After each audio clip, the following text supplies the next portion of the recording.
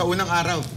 Sa unang araw po ng aming sa April 2, ilalabas na po namin ng video. Uy! Yung video hinahanap ninyo. Yan. Lalabas na po namin.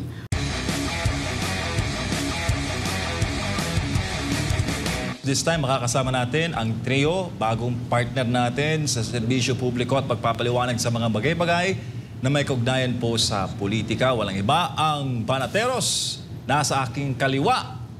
Una, si Coach Oli. Magandang gabi sa iyo, MJ. At sa Banateros, siyempre. Oo, SMNI. Oo, si Banat Bay. Sir, good evening. Ay, magandang araw po sa inyo.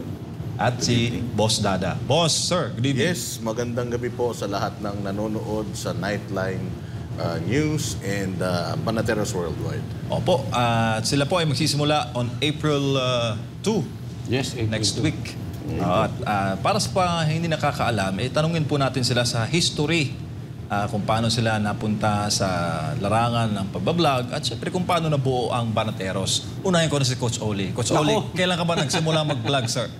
Ako pa na unang natanong, madaldal ako, no? Nagsimula lang ako, mga a year after the pandemic. Actually, matagal na ako kinukulit ni Banat Bay. No, matigas ulo ko. Sabi niya, tatagal pa yung pandemic na yan. Pilingero. Sabi ko, hindi yan. Tumagal nga. So, but, eto na. Thank you. Part tayo ng Banateros Brothers. Si Sir Banat Bay naman. Sir, paano kayo nagsimula sa vlogging? Hindi, actually, sinungaling ho itong katabi. Ito na, nagkakalaglag. Eto na to. Sa totoo lang, ang pangarap po namin magtayo ng boy band. Ayun. Gano'n. Oo, tatayo talaga kami ng boy band eh. Pwede. Gusto ko, di ba, may Mocha girls, may Mocha boys. Dapat ganun talaga mangyayari. Kaya lang, hindi kami marunong sumayaw. Mas mahilig na kami dumaldal. Kaya kami nagtayo ng Banateros. Hindi, actually, yun during pandemic. Although I've been involved since nung kay Mocha pa. Medyo involved na ako sa politics noon. Kaya eventually si Mocha decided to lay low muna sa pagsasalita. So sabi ko, hindi ko natiis. Siyempre, alam mo naman, pag may nakita tayong hindi maganda, binabanata natin. So doon po ako nagsimula. Si Boss Dada naman, sir, paano kayo nagsimula na mapunta sa vlogging? Ayun, tayo ay isang fanboy lang dati. Lagi tayo nanonood sa palatuntunan ni Banat Bay at kay Coach Oli. And then, nahilig na rin tayo sa pagkokomentaryo. So, sinundan lang natin yung yabag nilang dalawa, actually. At para po sa kaalaman ng lahat, hindi po biro, no, ang maging political vlogger, lalo pat politics ang iyong paksa. Dapat at parka sa lahat ng mga issue. Kayo ba tatlo magkakaibigan na? O dati o dito lang kayo sa vlogging nagkakilala? Magkapatid kami. Mas pogi siya, mas yummy lang ako. Tapos ito, nakasama ko to sa gym. Mantakin mo, nag-gym ako doon. Nag-gym ako, nag-gym din siya. May kinausap ako bigla. Sabi niya, mali yung ginagawa ko. Hindi, tsaka mahilig kami lahat sa pagmumotor. Yan, motor talaga ako talaga. Kaya pala nahilig kayo. Kaya ko lang nalaman na magkapatid pala kayo, Since birth. Since birth. Pwede. O mga sir, ang inyo pong bagong programa sa SMNI Banateros, ano po ba ang format nito at anong aasahan ng taong bayan? Wala. Aasahan yun, siyempre, ang talagang namin dito, yung boses ng ordinaryong Pilipino. Yun ang marinig. May palakas. Sabi ko nga paulit-ulit na sinasabi ko sa live ko, kami yung megaphone lang. Yung opinion ng taong bayan, yan ang napaka-importante. Kasi nawalan sila ng boses. Itong mga nakaraang buwan, yun na nga lang SMNI na nga lang ang nagiging boses nila, mukhang binubusalan pa. So, samahan na namin kayo. Sama-sama tayo mabusalan. Damay-damay na to. Damay-damay tayo dito. Coach Oli. Maalisan ata din kami ng channel. Pero hindi, ito para ito sa mga tunay na lalaban para sa bayan. Tunay na oposisyon, alam niyo naman, track record na po ng Banateros Brothers yun. Hindi kami ganyan. So, maraming salamat sa pagkakataong ito. Sa SMNI, kay Pastor, siyempre sa inyo lahat. Si Boss Dada naman. Boss. Yes, delikado talaga para sa isang ordinaryong mamamayan. Sa ngayon, yung maglabas, maglahad ng kanilang salubin. Kasi yung ng mga malalaking tao, sa ngayon, nakikita naman natin kung paano politically pinipersecute ng mga nasa gobyerno. So, but then again, kung hindi tayo lalaban, kung hindi tayo magsasalita, sino na lang? Diba? So, gagamitin natin yung ating platform para banatan lahat ng mga mali at palakpakan naman lahat ng mga magagandang makikita natin. At sa format ba ng yung programa, magkaroon din po ba kayo ng mga interview, Sir Banatbay? Oo, meron. So marami. Sa unang araw po ng aming sa April 2, ilalabas na po namin ng video. Uy! Yung video hinahanap ninyo, Yan! lalabas na po namin. At abangan nyo kasi marami din po kami i-guest. At mayroon kahit yung mga ibang vloggers, i-guest namin dito. Para, kasi nga dati kasi di ba merong gap between mainstream media and the vloggers. May gap yan Pero ngayon, ilalapit natin sa mainstream ang mga vloggers para din mas marinig pa itong mga vloggers. Yaman, at nababanggit po ninyo yung salitang vloggers.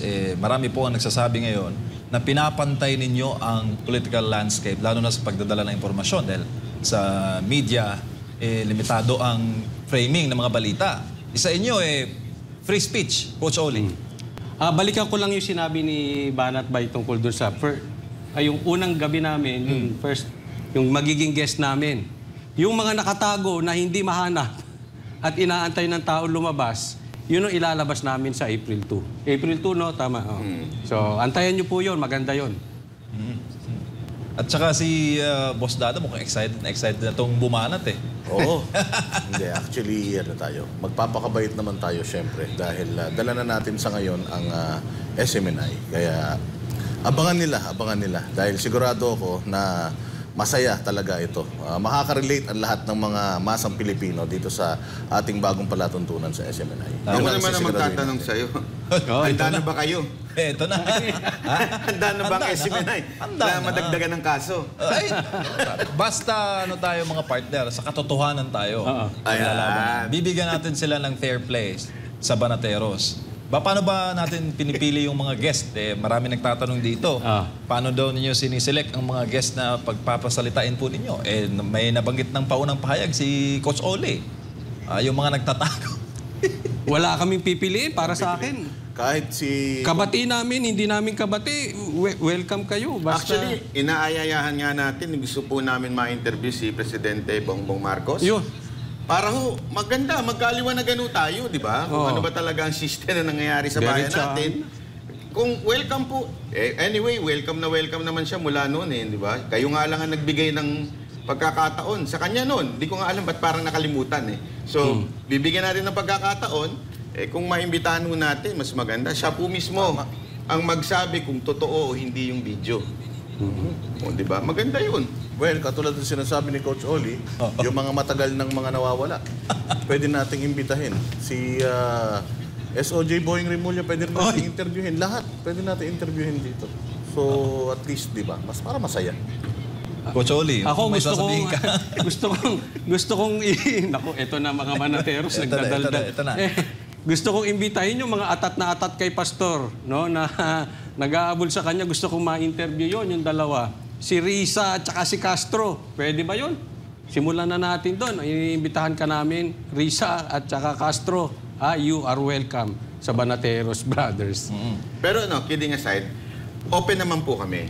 Kahit sa yung mga binabatikos natin, open po tayo na marinig ang kanilang panig. Kung meron po silang gustong ipaasabi sa amin o ipaalam sa taong bayan, walang problema. Open po ang SMNI sa kahit sino pong tao na gusto hong magsabi ng kanilang side. Wala naman pong problema. Exciting to. Lalo pat maraming dito. Baka daw, pwede niyong ma-interview yung isang vlogger na dating taga dito rin, tapos ngayon nagtatago daw. Nagbabanggit dito sa ating comment section. Pero mga partners, why SMNI? Alam niyo naman po ang mga hamon natin ngayon na kinaharap.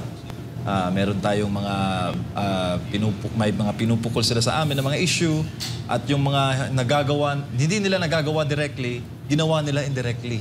At tayo'y pansamantalang wala muna sa free TV and free radio, pero present naman tayo sa major cable operators nationwide. Coach Oli. SMNI? Bakit SMNI? Hindi duwag ang SMNI eh. Sa katunayan, sila na nga lang ang hindi, yung talagang kilalang mainstream na hindi busal ang bibig. Hindi natakot, dire-diretso pa rin. Kung ano sila dati, ganun pa rin sila ngayon. Yan ang gusto namin. Yung mayag, yun. Ayun. Naintindihan ko siya. Ako, aside from hindi matapang kayo, di ba? Aside from that, hindi kayo biased. Yun ang masasabi ko dahil kami pong tatlo testimony na si Pastor Kibuloy, ang SMNI, ay hindi po biased. Kasi kami po bumatikos eh. Meron kaming mga nakita na binatikos namin and yet you welcome us. Ganun nung si Pastor Kibuloy eh. Diba? Na kahit hindi sa kanya pumapabor, welcome pagka ito ay merong gustong ipaglaban sa bayan. Kaya nga, alam nyo, nung una nating nakausap si Pastor Kibuloy, diba? Kinwento ko yan eh. Sinabi niya na yun ang gusto ko sa'yo, hindi ka bias. At nakakatuwa kasi yun din naman ang nagustuhan namin sa SMNI. Talagang hindi kayo bias, talagang patas kayo sa lahat. Boss Dada? At syempre, aside from that, dugtungan ko lang, yung proud ng Banateros dahil alam naman natin ang ating mahal na dating Pangulong Duterte ay ito ang kanyang platform sa kanyang mga paglalahad ng kanyang mga saloobin patungkol sa mga nagaganap sa bayan. Mailinya ang Banateros sa mga ganitong klase ng personalidad, kala Sal Panelo, kala Harry Roque, and so on and so forth. Napakalaking karangalan yan para sa akin. Yaman lang at nandito na tayong tatlo. Ano bang tingin niyo sa ating administrasyon ngayon, mga sir? Magdadalawang taon pa lang tayo. Mukhang naiiba ang ating tahak. Banat Bay? Tinuruan kasi kami ng tatay namin, pag walang magandang sasabihin, wag na lang magsalita. Yan ba yan? So, yun na lang. Hindi, alam nyo, wala talaga magandang sasabihin. Kaya wala akong masabi sa administrasyon na to. Wag na, baka madagdagan pa kayo ng kaso.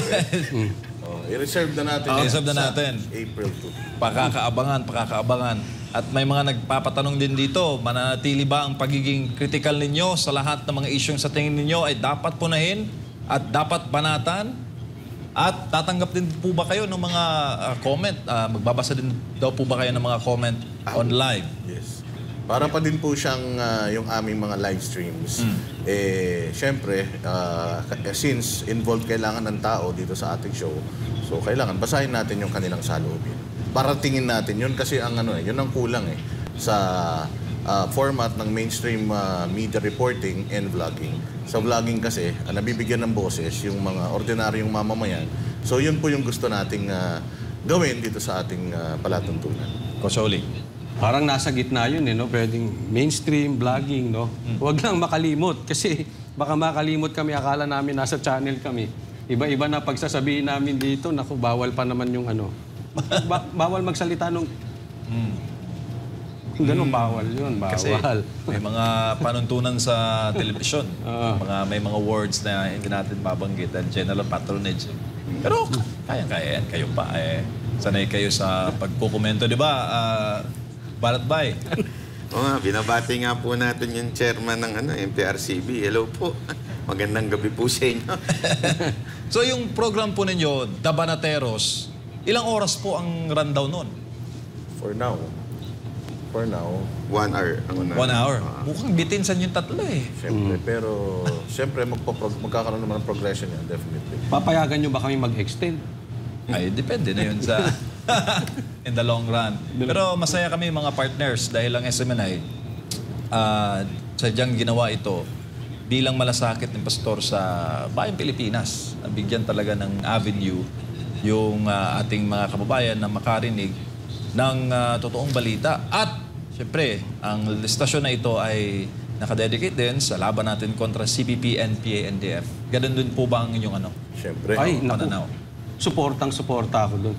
Isa yan sa nagustuhan ko siyempre kay Pastor at siyempre sa SMNI. Yung laban dyan. Laban dyan sa mga rebelde na yan, no? So, todo support. At basta yan ang pag-uusapan. Todo support ako dyan. Yes. Kung makakatulong ang Banateros para mas lalong ma-eradicate yung yung CPP, NPA, NDF na yan, mainam. Pwede ba kami magtanong? Hindi kasi... Balik. Sige. Yung huling nagtanong, kinontempt eh. At saka, syempre, alam mo naman na naka-monitor sila sa ating lahat. At mga partner, ano ba ang advice ninyo sa mga gustong sumunod sa inyong mga yapak na maging political vlogger? Ito si Banat Bay, marami itong advice eh. Basta maging totoo ka lang. Una sa lahat, huwag mong gawing gatasan ang pagbablog. Kasi kung yan kagad ang motibo mo, gatasan mo yan, tapos diyan ka kukuha ng income, matitempt ka talaga na maging katulad ng mga ensimada vloggers na bayaran, di ba? Alam naman po natin, kaya nga ho sila patalon-talon kung saan sila napupunta kasi nakafocus sila doon sa views, nakafocus sila doon sa pera. Alam mo, money will come. Di ba? Pagka maayos naman yung pagbablog mo, money will come. Huwag kang maghanap kaagad doon. Coach Oli? Yung sa akin, hindi ko makalimutan yung payo sa akin ni Banat Bay dati na ang vlogging ay hindi sprint, marathon. So tinandaan ko yun. Hindi ko minamadali, consistent ka lang, mahabaan ito. So kung maipapayo ko, siguro consistency and hard work. Kasi minsan talagang ganado ka, minsan tatamarin ka. So lagi ko naalala yun. Kailangan consistent. So, yun ang mapapayo ko doon sa mga gustong maging vloggers. Ang bagal niyan sa simula. Correct. Pero kung consistent ka, kahit ayaw mo, nagtatrabaho ka, lalaki din yun. Sundan ko lang yung sinabi niya, para to encourage some vloggers din. Actually, ako nagsimula ako, 100 lang ang nanonood. As in 100. Tapos, kasi ang talagang nagbo-vlog nun, kung maalala niyo si Mocha, medyo inaano pa nga ako ni Mocha na sigurado ka ba dyan kasi walang nanunood. Tapos yung mukha mo, laki-laki. Mga ganong syempre, tatanggap ka eh. Pero, since nga yun, pandemic, wala akong magawa. This is what I love to do. Magbigay ng opinion. So, hindi na ako nakafocus. May nanonood ba o wala? Basta, enjoy ako eh. I love to do this eh. I love to give my own opinion. Yun lang, enjoy ka lang. Then eventually, lalaki na yun. Boss Dada naman. Boss. Ako, sa mga aspiring na mga vloggers, kailangan yung tayuan yung prinsipyo. Kailangan nandoon ka lagi sa tama. Kailangan laging tinitingnan mo yung kapakanan ng mas nakakarami kaysa yung kapakanan ng mga target mong views or viewers. Naniniwala rin ako na kapag ikaw nagsasabi ng katotohanan, hindi ka magkakamali. Kung ikaw naman nagsisinungaling, kahit gaano ka kagaling, mahuhuli at mahuhuli ka kasi nga nagsisinungaling ka.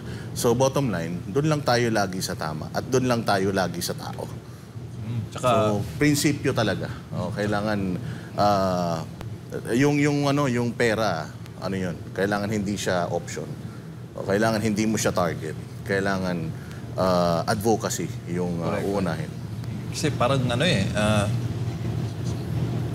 for you to succeed in this level, kailangan mo talaga ng sipag dedikasyon. Yes. At importante mag-aral, di ba? Oo, di ba? Kasi mahirap yung nagsasalita ko, walang laman Wala makukuha yung tao sa'yo. Nakikinig nga yung tao sa'yo para may makuha silang dagdag insights. Di ba, Coach Oli? Maghapon yun. Doon ko dahil ko pa yung nag-aaral before. Maghapon yun, pagkagising mo, nanonood ka na ng news, hanggat sa bago ka matulog, balita na. Yun din yung payo sa akin ni Banat Bay. Aralin mo yan kasi kailangan lagi kang may proof. Yan. So, aral. Minsan nga, nakakasawa na din kasi halos buong araw mo, puro balita Correct. Hindi na ako nakakapanood ng mga gusto kong panoorin. Pero okay lang. That's part. Tsaka, Banat Bay, alam mo yung araw-araw mo nalalaman ng mga problema ng bayan. Nakakapagod. Nakakapagod, nakaka-stress. How do you handle that? Okay lang, basta magmotor ka lang. Hindi, kasi dapat may ganun kayo, may stress reliever kayo. So, yung pagmumotor, yun parang stress reliever namin. Yun. Boss Dada. Ako, ayun, tama yung sinasabi mo. Actually, doon mating na nga sa punto na napapanaginipan na kita eh. Dahil sa sobrang maghapon kong halos pinapanood lahat ng mga balita, mainstream man at SMNI, talagang updated tayo. And yes, nakakapagod yung toxicity talaga ng politika, lalo na dito sa Pilipinas. Mas maraming galit actually sa Pilipinas kaysa sa gustong ma-motivate. So, mas maraming toxic, lalo na sa social media. Kung mahina ang loob mo talaga, hindi ito yung karera na para sa'yo. Kasi matindi, ibang klase ang mga Pilipino pag humila pababa. At importante rin na aside from itong pagpopolitika, meron ka talagang diversion. So kami talaga, ang common diversion namin tatlo is yung pag-ride talaga. At least kahit every week, once a week, makapag-unwind. Oo, nasubaybayan ko ngayon yung biyahe niyo sa Baguio Nakaraan, di ba? Solid yun, mga partner. Tuwang-tuwa yung ating mga kababayan. Ngayon, sa dami ng mga vlogger, at maraming nasa political content, anong advice niyo sa ating mga kababayan para makaiwas naman mga partner sa fake news? Coach Oli. Tingnan natin yung credibility ng Siyempre, pagpalipat-lipat, sabi nga ni Banat Bay, delikado po yon. Dito sila, dito. So, ingatan po natin yon. Tsaka siyempre, yung lagi nating sinasabi, yung consistency. Yung iba, mawawala, lulutang, iba topic, pupunta sa artista, nagkalabo-labo na, ano ba talaga ito? Chapsuy. Oo, ano ba gusto nito? Magbabalita ba to? Magtito Vic and Joey? O politika ba? But anyway, wala namang masama doon. Pagka dinadaplis-daplisan mo lang. Pero yung tipong iiwan mo yung isang topic, tapos mga 3-4 na buwan karon, medyo ingat lang. Di ko sinasabing lahat ng gumagawa noon fake vloggers, no? Pero ingat lang. Kailangan tingnan nyo, ano ba motibo noon? So, para makaiwas lang, ha? Siyempre, tatandaan natin, kailangan nag-iiwas na tayo sa budol. Sabi nga, nadali na tayo dyan, uulitin pa ba natin? Nakaka-relate ako sa budol na word. Banat Bay. Ito nung election Grabe to anong payo mo sa ating mga kababayan? Ito, ang payo lang natin sa ating mga kababayan, huwag kayong maniwala sa sinasabi ng lahat ng vloggers. Maggawa kayo ng sarili nyong research. Gumawa kayo, mag-research kayo mismo. Diba? Actually, like ko sinasabi yan sa live ko kung maalala nyo, diba? Be a Berean Christian. Alam niyo yung Berean Christian?